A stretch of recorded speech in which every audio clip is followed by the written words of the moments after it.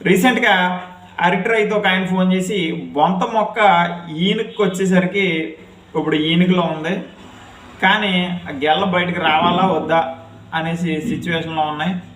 పొట్టలు తగిలి చాలా కాలం అయింది, బయటపడట్లేదు. ఫోటోకి చూస్తే కొరసగా గిడసబారిపోయి ఉంది అనేసి ఫోన్ చేసి సదరు పురుగుమందుల డీలర్ గారి ద్వారా మనకు ఫోన్ చేసి అప్రోచ్ అవ్వడం జరిగింది.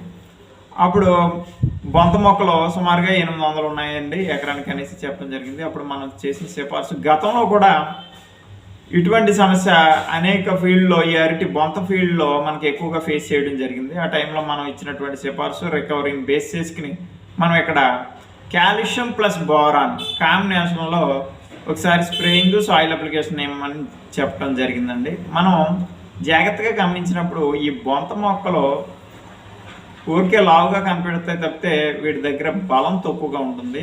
కాబట్టి ఈ గెల్లో ఈనే స్టేజ్లో ఈ యొక్క పోషక ధాతువుల లోపం పోటాకు మీద కనపడి తద్వారా ఈనిక జరగాల్సినటువంటి ప్రక్రియ స్లో అయిపోతుంది.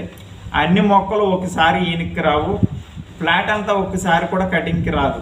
కాబట్టి రైతు సోదరులకు ఖచ్చితంగా preventive is better than to curative.